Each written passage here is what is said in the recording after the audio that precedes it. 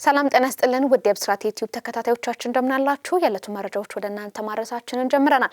ኤደንሽ መለስ ከመላው የስቱዲዮ ባለሙያዎች ጋር አብሬያችሁ ቆይታ አደርጋለሁኝ። ቀዳሚ የምናደርገው የሀገር ውስጥ መረጃ ነው። ብስኩትና ከረሜላ ልግዛለሽ በማለት የ5 ዓመት ታዳጊዋን ወስዶ አስገድደው የደፈረው ግለሰብ በእስራት ተቀጣ።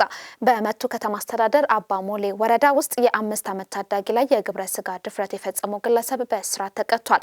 የመቱ ከተማ አስተዳደር ፖሊስ ዋና መምሪያ የኮሙኒኬሽን ጽህፈት ቤት ኃላፊ ምክትል ኢንስፔክተር አሸብር ጌታውን ለብስራት ሬዲዮ እንደተናገሩ ተከሳሽ እንደሻው አጋምሳ የተባለ የ50 ዓመት ግለሰብ የ5 ዓመት ህፃን ልጅ ላይ የግብረ ስጋ ድፍረት በደል መፈጸሙ በማስረጃ ተረጋግጧል።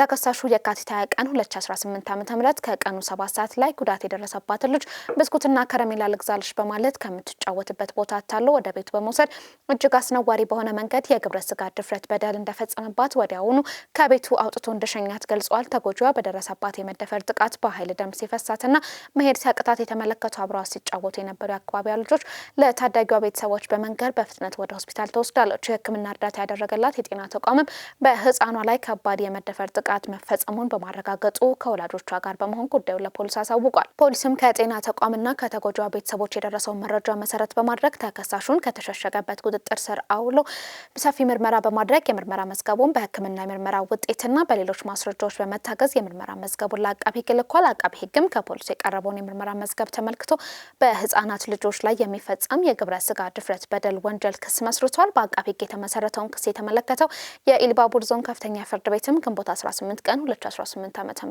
በዋለው ችሎት ተከሳሽ እንዳሻው አጋምሳ ለንጽህና ክብር ተቃራኒ በሆነ መንገድ እድሜዋ 5 ዓመት በሆነች ልጅ ላይ የፈጸመው የመድፈር ጥቃት በተጎጂዋ ህፃን ላይ ከባድ የአካልና የአእምሮ ጉዳት ያስከተለ በመሆኑ በ16 ዓመት እስራት እንዲቀጣ የወሰነበት መሆኑን ምክትል ኢንስፔክተር አሸብር ጌታውን ጨምረው ለብስራት ሬዲዮ ተናግረዋል። ዘገባው የሰማሃር አለባቸው ነው። ፓልም ሪል ስቴት ከ28 ሚሊዮን ብር በላይ የሚያወጣ አፓርትመንት ለመቄዶንያ በስጦታ አበረከተ።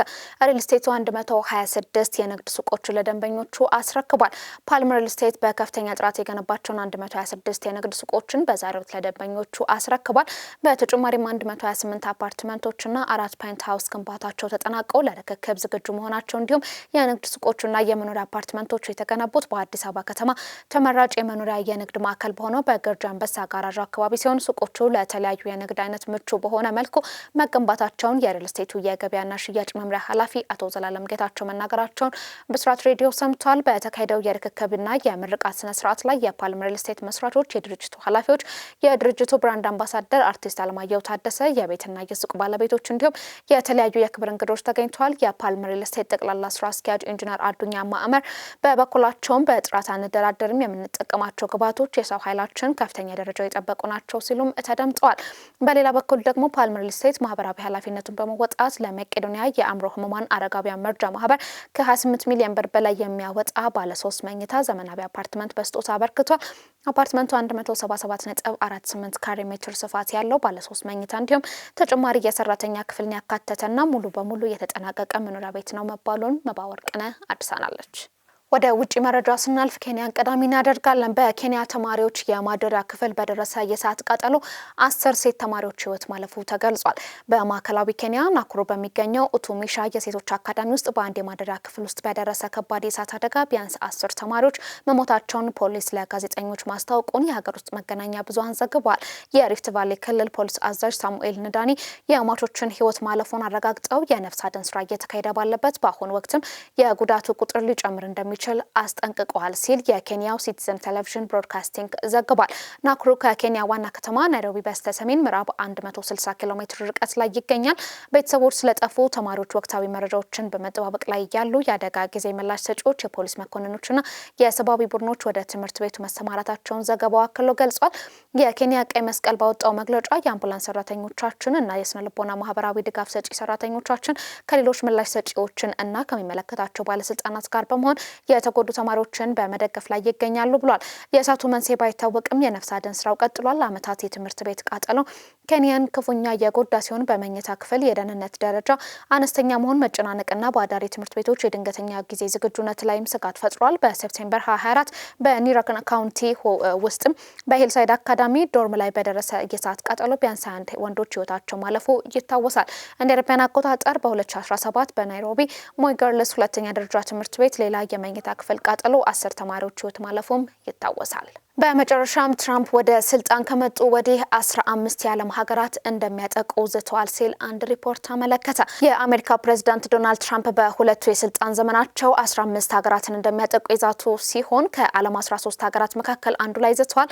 ትራምፕ ኦማንን በዚሁ ዝርዝር ውስጥ በዚሁ ሳምንት ያካተቱ ሲሆን ሀገሪቱ ከኢራን ጋር ሆርሙዝን የባህር ዳርቻ ለመቆጣጠር የምትሞክር ከሆነ የአሜሪካ ወታደራዊ እርምጃ እንደምትወስድ አስጠንቅቀዋል ሲል ዘገባው አመላክቷል። ትራምፕ በዋይት ሀውስ የካቢኔ ስብሰባ ላይ ኦማን እንደማንኛውም ሀገር ትሆናለች አለበለዚያ እኛ እነሱን ማፈንዳት አለብን ብሏል። ይህ ዛቻ በትራምፕ የውጭ ፖሊሲ ውስጥም ሰፋ ያለ አሰራርን የሚያሟላ ሲሆን የኃይል ዛቻዎች በተደጋጋሚ ያስተዳደሩ ባህሪም ሆነዋል። ከሞላ ጎደል እነዚህ ሁሉ ዛቻዎች የተከሰቱት በሁለተኛው የስልጣን ዘመናቸው ነው። እስካሁን ባለው ጊዜ ትራምፕ በ7 ሀገራት ላይ ማለትም ኢራን፣ ኢራቅ፣ ናይጄሪያ፣ ሶማሊያ፣ ሶሪያ፣ ቬንዙዌላና የመን ላይ ጥቃት ፈጽመዋል። በመጀመሪያው የስልጣን ዘመናቸው ከነዚህ ሀገራት የተወሰኑት ኢላማ ተደርገዋል። የድምር በካሪቢያን ባህርና በፓሲፊክ ውቅያኖስ ላይም የአደንዛዥ እጽ አዘዋዋሪ ናቸው በተባሉ ጀልባዎች ላይ የተፈጸሙ ጥቃቶችን አያካትትልም ሲል ዘገባው አክሎ የገለጸ ሲሆን ትራምፕ በአሁን የስልጣን ዘመናቸው ካናዳ፣ ኮሎምቢያ፣ ኩባ፣ የግሪንላንድ ግዛት፣ ሜክሲኮ፣ ፓናማና ኦማንን ጨምሮ በሌሎች ላይም ጥቃት ሊሰነዝሩ እንደሚችሉ አስፈራርተዋል። በመጀመሪያ የስልጣን ዘመናቸው ሜክሲኮንና ሰሜን ኮሪያ ላይ መዛታቸውም ይታወሳል። ተመልካቾቻችን ተከታተሉት የነበረው የብስራት ዩቲዩብ ቻናል መረጃዎችን ወደ እናንተ የምናደርስበት ፕሮግራም ይህንን ይመስል ነበር። ኤደን ሽመለስ ከመላው የስቱዲዮ ባለሙያዎች ጋር አብራችሁ ቆይታ አደረኩኝ። መልካም ጊዜ